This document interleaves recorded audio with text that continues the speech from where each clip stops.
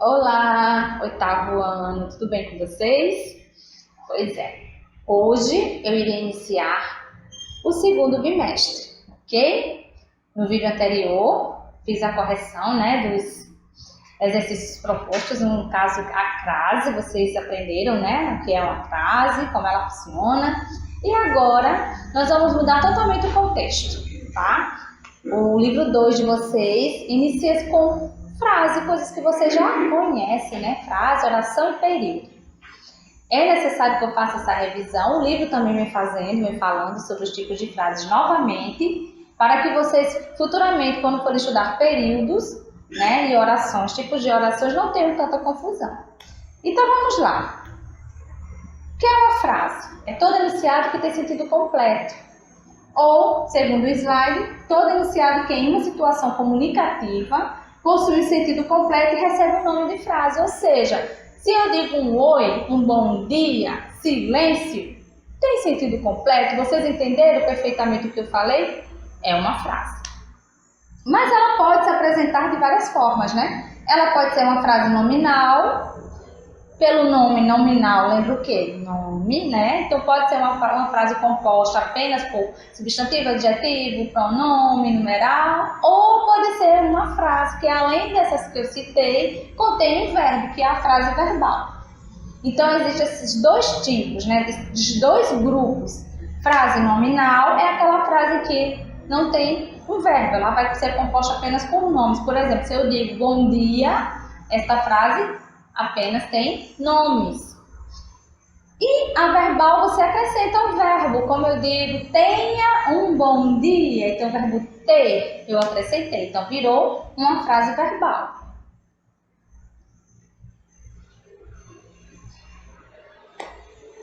Frase é uma sequência de palavras ligadas entre si com coerência. Então, se você escreve palavras aleatórias e alguém vai ler e não entende nada, não é uma frase, gente? Então, ela precisa ter uma sequência e um sentido completo.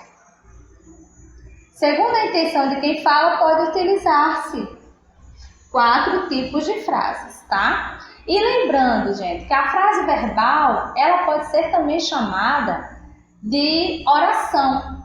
Nós vamos ver mais na frente aqui na aula de hoje a definição também de oração e de período.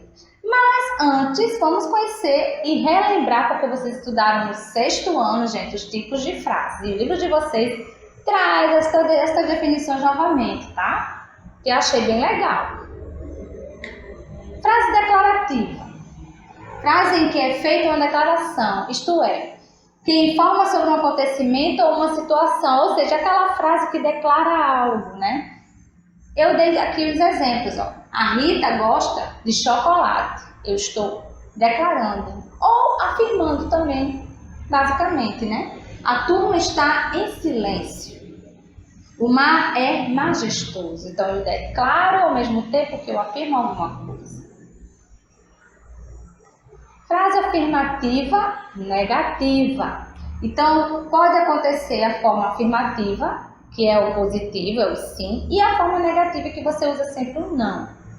Então, aqui é a ausência ou a presença de um advérbio de negação, que pode exprimir ou negar a ação de processos expressivos. Pode ser o nunca, o jamais, o não, palavras que expressam negatividade, tá? Contendo na frase. Então, aqui, para ser uma afirmativa, ela precisa não ter nenhuma palavra negativa no seu contexto. Então, Pedro lê o livro, Rita gosta de chocolate, a turma está em silêncio. Perceberam que o sinal de pontuação aqui é muito importante. Então, para uma frase ser afirmativa, não precisa ela ser só declarativa. Ela pode ser uma pergunta também, conforme aqui está sendo apresentada. Então, se você não botar nenhuma palavra de negatividade, esta frase terá uma afirmação, apesar de ser uma pergunta. Forma negativa. Pedro não leu o livro. Olha aí o não presente. A Rita não gosta de chocolate?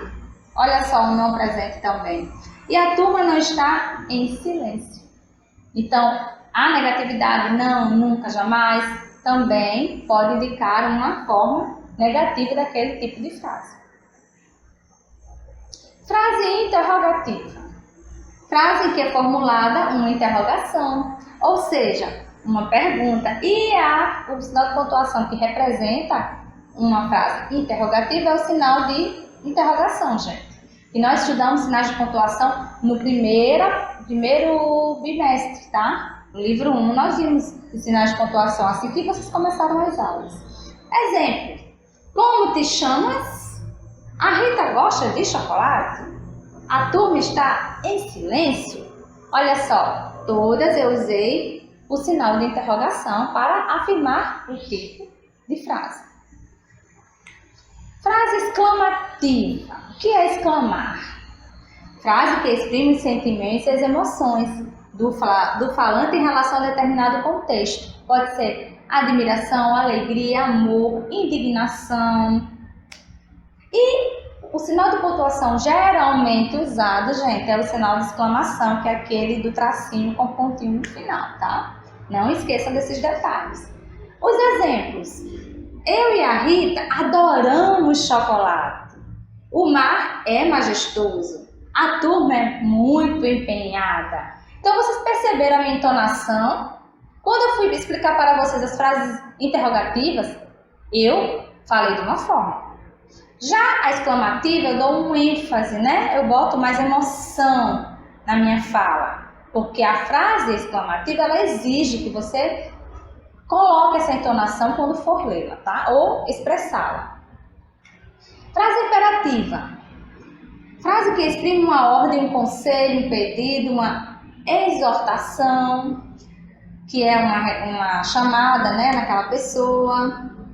Indica o verbo do modo imperativo, conjuntivo, indicativo em formas de gerúndio ou infinitivo. O sinal de pontuação usado deve ser o ponto final. Então, frases declarativas, o ponto final, e a frase imperativa também. Exemplo: calem-se. Ó, deu uma ordem, né? Rita, para de comer chocolate. Olha só. Aqui, gente, neste exemplo, eu usei o sinal de exclamação. Mas pela entonação que eu usei, Rita, pare de comer chocolate, ao mesmo tempo que eu exclamo, eu dou uma ordem. Então, aqui você poderia também dizer que é uma frase imperativa, exclamativa. Você poderia usar os dois, né? Já que eu coloquei o sinal aqui de exclamação. Faz o que te digo. Ó, então pode ser um pedido, uma ordem, tá certo? Ou uma advertência. E o sinal de exclamação, gente, é opcional, tá? Dependendo do contexto da frase que você tá usando ali, você pode colocar seu sinal de exclamação. Aí aqui, só para lembrar, tá? Para vocês. Ponto final pode ser usada na declarativa ou na imperativa, porém a declarativa, lembrando, por conta da entonação, geralmente usa-se a de exclamação, tá? Ó, exclamativo e imperativo. Então, exclamativo e imperativo também usa-se o mesmo sinal de pontuação, tá? Lembrando que o sinal de exclamação na imperativa é opcional, vai depender da entonação que você está usando. Aqui, ponto final na declarativa e na imperativa. O de exclamação também é na exclamativa e na imperativa, porém, lembrando que na imperativa também pode ser o ponto final, como aqui eu coloquei, tá? E a interrogativa nas frases interrogativas.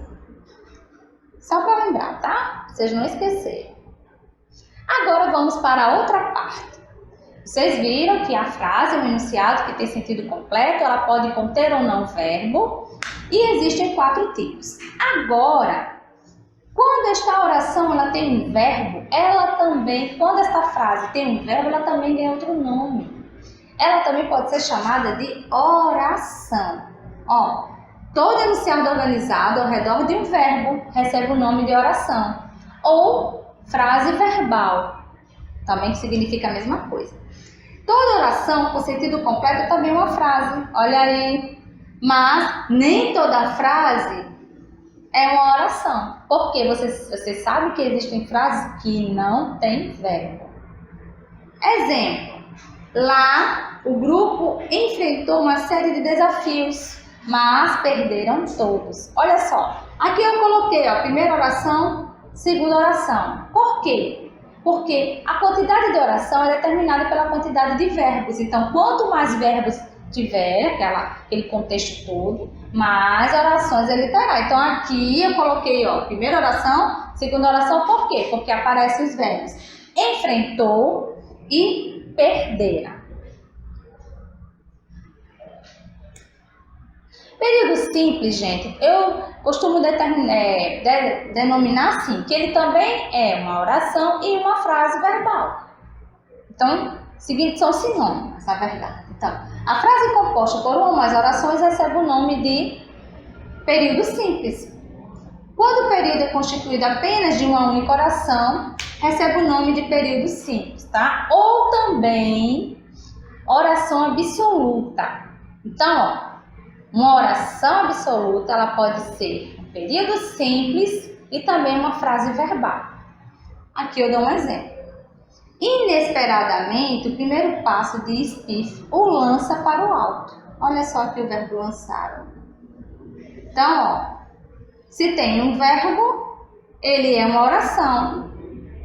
E se é uma oração absoluta, ele é um período simples. Memorizaram?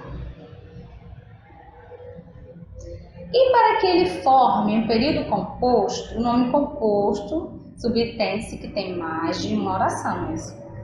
Então, quando num contexto, num parágrafo, você vai contar a quantidade de verbos que tem lá, automaticamente você vai perceber que ela tem mais de uma oração. E se existe mais de uma oração, todas juntas, agrupadas, né, em uma única frase enorme, vai se chamar de período composto, porque ele é composto por mais de uma oração. Então, ó, período constituído de duas ou mais orações. Exemplo, nosso herói busca desesperadamente um local de pouso que tenha os banheiros funcionando. Olha só, primeiro verbo busca, aqui ó, verbo buscar, e o segundo aqui ó, ter, né, que tem tenha, verbo ter. Então eu separei, ó, eu coloquei aqui um tracinho até aqui pouso, primeira oração, e a partir da conjunção em diante, segunda oração. Lembrando que vocês viram conjunções, tá? Coordenadas no primeiro bimestre. Eu passei um vídeo explicando sobre isso para vocês. Então, todas as vezes que vocês forem identificar a quantidade de orações de um período, aconselha-se que você pare antes desta conjunção e reinicie a contagem a partir da próxima conjunção, ou seja, após uma vírgula, porque geralmente, dependendo da conjunção, exigirá ou não a vírgula. E assim eu termino a gramática, tá? O assunto de vocês, uma parte dela, tá certo? Vocês viram lá as frases, os tipos de frases, as definições de oração e de período. E agora eu deixo umas atividades para vocês fazerem das páginas 15 e 16, tá? Que é sobre este assunto que eu acabei de ensinar. Então, tchau, até a próxima.